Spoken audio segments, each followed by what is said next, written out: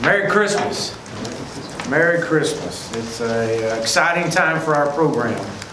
It's an exciting time for our fans. It's an exciting time for the entire state as we welcome 20 new members to our family.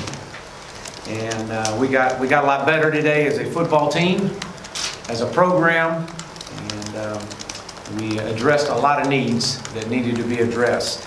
We're not done. We've got a lot of work left, but this was definitely a start in this early signing period as we signed 20 new members. We addressed a lot of deficiencies that we felt like we had to address: speed, size at wide receiver, depth in both the offense and defensive lines, guys that could immediately come in here and make an impact, address guys that would come in January and affect our roster and create competition. We did that with 8 guys that will be enrolling in January. Addressed with a quarterback to create depth, player of the year in his state, to come in and continue to build the depth at that position. So I'm really excited. Our staff is excited. I hope you're excited as we take a step in the direction of continuing to build this program. And as I mentioned, we're not done yet. We still have a few days here left on this early signing period, and obviously we've got the February signing date. So with that, I'll open up for questions. Chad, I should look this up. I think you guys signed maybe 9 or 10 guys last December. Obviously, you only had a couple of weeks. What was it like, and how did it impact this class when you had a whole year as opposed to the rush job you had to do last year? Well, I think it just shows, and I mentioned that last year, was the fact that, give us a chance to come in and build a relationship. And, we're relationship based. That's what we put so much stock into, is building relationships with our players. When you look at the previous places that we've been and the players that have played for us, that's a big deal. And we knew that the short period of time we had last year, it was hard to build essentially a year relationship in 14 days. But with us being able to spend an entire year, a year and a half, or right at a year, it definitely made a huge impact in signing 20. And I fully anticipate that number to continue to be like that every December. Coach, if any, what are the biggest lessons you've learned, recruiting for the first time in the SEC, the full cycle, and what will you take into that for 2020? Well, I think, again, the message that I have put forth the day I walked in here is football is just what we do. It's what I do. It's not who I am. And to come out and be genuine and be who you are, and to share my passion for the fans that are out there across our great state that want the Hogs to be the best that they can possibly be, and to see the drive that our fans have, and the work ethic that our coaching staff has, to be who you are. That's really it. And when you're able to come in and sign 10 offensive players, immediate impact players, 10 immediate impact defensive players, it just says a lot about getting guys on campus. And that's what the challenge was to our staff since last January, is just get them on campus. If we can get them here, we have a chance, because we've got so much to sell. Our university has so much to offer. The state has so much to offer. And if you just get here on campus, we'll show you. And that's what we did. Coach, you picked up another one about an hour ago with Greg jumping on board. How big was that? And kind of walk us through how that one went down. Yeah, well, it's recruiting is never ending, and we've been talking to Greg for quite some time, and relationships that we've had, and trying to build that relationship to be strong, and just the needs. I think he saw the needs that would impact him to come here, and opportunity to play. Just a fabulous football player. Has won everywhere he's been. But when you look at all 10 defensive players, and you start with Greg Brooks, was huge for us out of Louisiana. Torian Carter, a big D lineman that fits the need that we can play both inside and out. We anticipate him playing more inside with us. From Mansfield Legacy, Malik Chavis is the first in-state commit for us, the face of our class. From Rising, Colin Clay. Again, when we talk about footprint, what is our footprint? You have to create an identity. When I came in last December, we talked about what our identity is going to be. Our identity is going to be the state of Arkansas, and included in-state recruiting, you dive into Memphis, you dive into the Tulsa area, and then you get into Oklahoma. Colin Clay is an example of that, coming out of Oklahoma City, big D lineman, going to create some depth. Eric Gregory, another big D lineman from Memphis, went to ING. I'm excited about this young man. This young man will have an opportunity to come in and make an impact quickly. Enoch Jackson, a guy that's highly recruited, might be one of the most athletic guys that I've been around. To watch this guy move at the size that he is phenomenal. Both at Mansfield Legacy, another guy at Mansfield Legacy. Marcus Miller from our state, from Warren, Arkansas, a guy that's comes out of a championship program, won, been successful, coached well. Again, a big D lineman, a young man that's got an opportunity to come in here, and it means something to be a Razorback. And that's another thing that we addressed so much, is we want people that it's a big deal to put that logo on the side of your helmet. And we felt like that we got that. Matao Soli, obviously comes from a legend there. His daddy played here, and to be able to bring a former Hog and his son into this program, a fabulous football player from Douglasville, Georgia, was a guy that we would have been recruiting regardless if he would have been had the Razorback ties. I mean, this guy is absolutely dynamic and was wanted by everybody in the country. We anticipate him to come in. He'll be here in January and compete to play.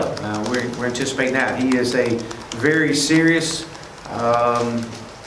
straight business guy, and that's what I love about him and love about his family. And when you meet, you talk to Dad, but you really get to find out where everything comes from is with his mom, the seriousness and the demand of excellence that they all require. Zach Williams, another. His dad played here, another legend. And man, you can bring guys like that back in here. Ricky was a fabulous player here, and now his son be able to come up here is remarkable. A guy that's long. We had to get some length at the defensive edge to rush the passer. Zach brings that. Highly recruited guy, and grew up wanting to be a Hog. And man, that means so much to us. And then Zach Zemos, the linebacker from Fort Bend Travis down in the Houston area. Big, tall, rangy linebacker that has an opportunity to be effective on the pass rush. Excited about him. So that's the 10 defensive guys that we signed. Chad, turning you over to offense. You guys identified KJ Jefferson very early in the process. What went into that? I mean, you kind of put all your eggs in one basket with him. How do you decide on a quarterback like that, and just kind of walk us through his recruitment? Well, it goes back to relationships, and I remember Coach Craddock, which did a fabulous job on recruiting him. We started watching him early, started building a relationship. I remember that I was actually heading down to Little Rock on the day that he and his mom were coming here on a visit, and I remember him FaceTiming me because I couldn't be here, and sitting there and talking to them through FaceTime and just sharing my vision in the past quarterbacks that I've been associated with and been able to help develop, and then obviously our relationship that Coach Craddock has built with him. We knew this was the guy, and all we needed was his word. And again, it goes back to relationships, and he gave us his word in the summer, or early part, and stayed true to who he is, and that was special, especially from a quarterback. Was great to have him. Now, obviously, the success that young man's had has been phenomenal. From when you look at all the offensive guys here, KJ starts us off right there at the quarterback position. Big kid, big 6'3", 215, runs really well. throws the ball exceptionally well, comes from a winning program. Myron Cunningham, an offensive lineman that we had to address the need for guys, older guys, to come in here at the offensive line. And took Myron, junior college All-American from Warren, Ohio, Iowa Central. Big guy, 6'6", 300, will come in here. He'll be here in December, or in January. Be able to step on the field and make a huge impact. TQ Jackson, a wide receiver out of Jefferson, Texas. Again, part of our footprint is, can we get into the state of Texas? We signed 5 guys from the state of Texas. We're not done. We're going to sign some more before it's over with. But TQ Jackson, 6'4", big, tall wide receiver, fast, great track guy, and deep East Texas ties. And so our relationship, Jeff Traylor did a fabulous job, and Justin Stepp, but had to address the height and speed at wide receiver. We talked about KJ Trey Knox, another big wide receiver, signed 3 players out of the state of Tennessee. And Trey is 6'5", 218 from Blackman High School in Murfreesboro. Again, we'll be here in January to compete. And Brady Latham, offensive lineman from Jinx, Oklahoma, Jinx High School. We know the history of that program. And so for what he brings, we're excited about him. Bo Leamer is another from Tyler Lee High School in Tyler, Texas, 6'5", 270. Shamar Nash, another wide receiver, will be here in January. Guy from IMG from Memphis, but 6'3", electric with the ball in his hands. Chaboise from Maryland, from Lackawanna Community College, 6'7", comes in, immediately has the range and the skill set to compete quickly in the offensive line. We must need Dylan Rathke, another offensive lineman from University Lab down in Baton Rouge, a state championship program. Excited to have him and bringing that championship mentality here. And then Ricky Stromberg, and Ricky is a center. We're excited to bring him in from Union High School, and we all know the program there that Coach Fred and that group has, and the championships that they have won, and right up the road in our footprint. But to bring that young man in here, 6'4", 280, we had him on campus just totally a year ago, and totally just had a total transformation of his body, and man, let me just tell you, this guy, everywhere I went, was mentioned. Every coach I talked to in the state of Oklahoma and in the Union, or in the Tulsa area, mentioned you, coach. I'm just telling you, this is the guy. So there's our 10 offensive guys. Coach, are you looking at, you got KJ, but you're still looking at a grad transfer, older quarterback? Absolutely. Absolutely. We're still exploring options, and to bring an older quarterback in, and we'll see how that goes. Just given how hard it is for freshman offensive linemen to play right away, are you looking for the freshmen recruited in the offensive line to help right away, or are they more redshirt long-term projects? No, I'm anticipating some of these guys playing, as well as the guys that were redshirted last year. We've got guys on our roster. Part of this is recruiting. The other part is developing the guys that we have on our roster, and we were able to play and redshirt some guys from last year. And what this is going to allow us to do is create competition. And we need competition at every position. We didn't have enough of that this year. And I think we've addressed that, and we're not through addressing it either. Coach, out on the recruiting trail, now that you can talk about some of these prospects, do you have any interesting stories that you can tell us? I know sometimes coaches end up having 3 dinners in one night, or travel doesn't always work out like you think. Yeah. Anything you can share with us? Well, yeah, oh yeah. I think that the biggest thing that we started the Sunday, the day it opened, and doing 9 home visits in a 7-day span. If you figure that up, you got to do a couple, and on some of the same nights, and sometimes you have to eat 2 dinners and 2 desserts, and you got to go back twice at each one to make sure that everybody understands that you really did like the food. And so So there were plenty second helpings, and sometimes there were double meal nights and double dessert nights, and not much working out days. And so, but that's just what you do. And, you know, I love it. It's the chase. It's, you know, when, you know, being able to go all over. It could not be possible without our pilots.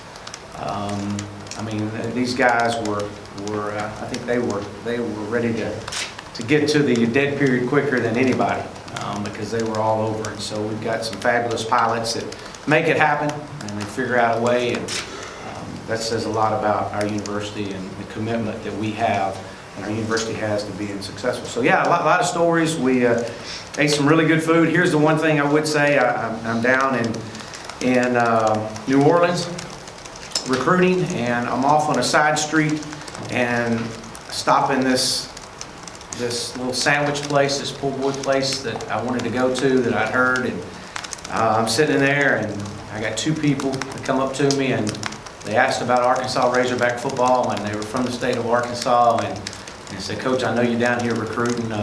We're excited to see you out in this area." So, you know, just when you think no one knows you, you got two people come down and sit beside you and eat a po' boy sandwich with you. So, love it. That's what it's about. So. Chad, the kids from Mansfield, I understand they played side by side inside, I guess. Have you ever, in your experience, signed guys who played next to each other on the line, offense, defense? And how uncommon do you think that is? I think it's really uncommon. You know, now with these guys, you know, Enoch predominantly played more inside, and Torian was more of an outside guy. We anticipate both these guys being inside guys for us, and so it's unique. I mean, we knew, and Coach Melson had some unfortunate injuries this year, but had one of the best defenses in the state, and we knew that these two young men were going to be able to be a big impact for our program. So I'm excited about it. And then, I don't know the first guy to say it, but they always talk about the SEC being a line of scrimmage, where they have signed 6 offensive linemen, 6 defensive linemen so far. Just how do you feel about, you know, that many linemen and kind of, you know, equal additions on both sides of the ball? Well, I know, talking to Coach Fry, talking about 6 offensive linemen that we did sign, you know, we hope not to sign 6 ever again. We just felt like that, one, our depth, 2, our numbers, and so we had to you know, hit some immediate needs. And it's hard to sign 6, but with the relationships that we had and developed, and to be able to bring 2 older guys in, which really puts 4 high school guys, which helped. And then we signed 7 defensive linemen, and I think that's an area of which, as you can see, is a huge emphasis for us. We had to create some depth on both sides of the ball. It is a line of scrimmage league, and I think that's an area that we can make immediate improvements as far as just creating depth and competition. Coach, how well do you feel like this class has addressed your need for speed? Yeah, not done yet. I will say that. We are faster. We're a better football team right now than we were when we